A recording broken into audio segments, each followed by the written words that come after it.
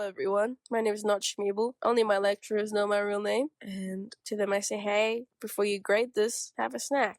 I'm not gonna say why, just do, please. But enough of that. I just wanted to wish you a great day before we start talking. Why? Because millions of people in the 1940s weren't. And why, you might ask, is because of the actions of a singular man. If you haven't guessed who, it's just this one guy who tried to rock Charlie Chaplin's look, failed horribly, just like he failed to get into art school. Yes, suck on that L. But on a less humorous note, he did cause the suffering of millions of people in Europe in the 1940s, which is not so great, right? Of which this flabbergasted so many American psychologists, because how could the social influence of a singular man possibly be so strong? How could have he managed to change the moral compasses of so many Europeans, Germans? How could so many people let this happen? How could so many people contribute to this happening? And these kind of questions really led to the prominence of social psychology within American psychology, right? And that's kind of the background staging of what we're going to be talking about today. We're going to be talking about discrimination and prejudice, of which is very central to what happened in the 1940s in Germany. Rest in peace to everyone who suffered. Yeah, a little self-opinion plug, a little of my opinion here. Logically, prejudice and discrimination shouldn't happen in modern society. And you might ask why. And I'm going to tell you it's because we live in a modern society. We're not hunter-gatherers anymore. People are not out there to get you for blood or for your livelihood. So you should stop acting, well, not that any of you would act this way, right? But people should stop acting like the immigrant family down the road is out to get them personally. Yet this still happens anyways. And as much as I don't understand why, psychology has theories as to why. So just to help us, you and me, further understand this, we're going to be looking at some of the primordial studies in social psychology. To start off with the primordial studies, we're going to be looking at a psychology class favorite, Stanley Milgram's 1961 social psychology experiments, which are often just simply referred to as the Milgram experiment, where he had participants, just as ordinary as you and me, go into a room to fulfill the role of a teacher. And there would be a student on the other side of the wall of the room who would have to answer questions that the teacher would make. The participant would have to zap the student every time they got their question wrong. And they weren't alone in this whole ordeal. There was a researcher in the room with them. And the role of this researcher essentially was to encourage the participant, if they hesitated, if they objected to this process, to continue zapping the student, even if audible signs of distress and pain were being heard from the other room, right? And not to dishearten you, not to unrestore your faith in humanity, but results showed that around 3/4 of the participants went through with the full voltage, which went up to an astounding 450 volts, which is lethal, and a number that looks dangerous already. And only about 1/3 of the participants had objected to zapping the person at all at some point. And if this sounds ethically dubious to you as an experiment, it's because it was. Not in the sense that Milgram was letting people get zapped. No, because no one was getting zapped. The machine was not zapping anything at all. And what the participant was hearing was the sounds of a pain actor. And the researcher wasn't an evil experimenter wanting to see pain inflicted on others. But the ethically dubious bit about this is the fact that participants were potentially psychologically harmed and deceived, although they were debriefed about it after. We could talk about ethics another time, but Milgram's findings can really help us understand what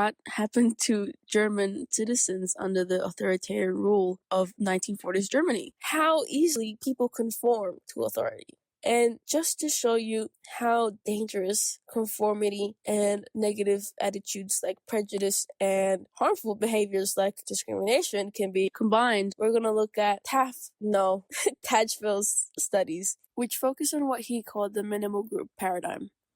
Tajfel's study and the experiment for the minimal group paradigm had 2 stages. First, the participants, which were schoolboys from England, mostly ranging from 13 to 15 years old, they were sat in a classroom in front of a screen projector, and they were shown images from supposedly 2 different artists at a time, but with no name and no context, just, hey, pick one that you like the most and write it down on your paper.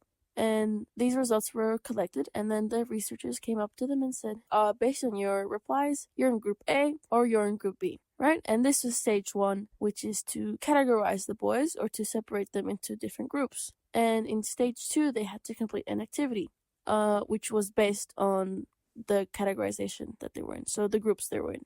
The task consisted of making the boys choose how many points to give to their own group and to the other group. So there were an array of numbers, I assume randomized, but some would be closer in number of points and some would have a larger gap. And so Tajfel hypothesized that there would be 5 main ways in which the results could present themselves.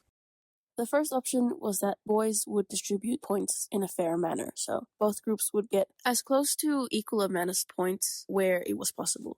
The second was maximum joint profit, so equal or the max amount of points allotted to both teams, so both the in-group and the out-group. Then there was maximum in-group profit, just focusing on getting as many points for the group that you were in. Then there was maximum difference. This kind of focused on creating the widest gap between groups in terms of points, obviously with having the number of points to your group's favor. And the last predicted outcome was that they would exert favoritism, which kind of combines maximum in-group profit with maximum difference. So not to burst your bubble of humanity over and over again, the boys did respond in the vast majority with maximum different outcomes, so they made a point to make sure that there was a big gap between points across both groups, which obviously favored their own group. And it's important to note that the boys had no interactions with each other as individuals as a whole or within their groups during any part of the experiment. And having told you this, you might be like, Schmeebel, what the hell does this have to do with prejudice or discrimination? And, you can connect the dots, but just if you haven't, Tajfel's study shows how little it takes for you to become biased towards the group you're in, right? And combining this with stereotyping, so assumptions about the out group around you, it really foments, discriminatory behavior. And stereotyping is just a really, really flawed way that your brain works. And it's pretty unfortunately easy to develop a stereotype in your mind. So for context, your brain biologically is designed to want to process information as efficiently and quickly as possible. So when you've learned something new, your brain will automatically assume that things like this thing that you just saw, that you just learned about, would consistently produce similar results. And a real world example is if you see, like on the news, that people of a certain race or ethnicity are committing certain activities, and you see that this knowledge is supported by other cases in which people of similar shades of skin or groups are doing similar things, then your stereotype is supported by information that shows that, well, yes, they are following this trend, and it's not wrong of me to assume that this is what they usually do. As a sort of counter-argument to stereotypes, we have the contact hypothesis by Allport, which does go back a little bit in time chronologically, which ruins the order of my video, but that's fine. And he, in the 1950s, stated that what causes stereotypes to form and then go down the pipeline to discriminatory behavior is just simply the fact that we don't know about each other enough. And this kind of links to the popular phrase that we fear the unknown. And this is kind of true with stereotypes. Allport suggested that if we simply had more contact between perceived in-groups and out-groups, then there would not be uncertainty about the out-groups, and we just get along a whole lot better. And obviously this is very idealistic, and we can't suggest it as a solution to, worldwide social problems. However, it has shown evidence that in studies that might not be naturalistic, but they do show evidence that it could be possible to implement strategies like this as a prevention for harmful behaviors based on race or social groups or gender. And just on that little happy note, I think that's all I know on the topic of stereotype, prejudice, and discrimination. So thank you for watching. And to my lecturers, you can click off now because I'm going to do my little YouTuber spiel, even though it's the first time I've done it, because it's my first video. So if you liked it, there's a button for it. You can click it and I'll know if you liked it. and I'd appreciate it if you'd let me know if you liked it. If you want to see more stuff like this, I'll make it. I yap a lot, and I'll happily oblige to your demands. It doesn't have to be psychology. It can be anything you're kind of interested in. I like to do research, which is pretty... Yeah, I like to do more work than I should. But yeah, that's besides the point. I hope you like this video, and I hope you can go out into the real world and find someone racist, and then you can just tell yourself, I know what's going on in your silly little head. Yeah, but don't let them know that. Don't tell them that I know what you are, because they'll get mad. Just go and scrutinize people in your head. Yeah. All right, bye.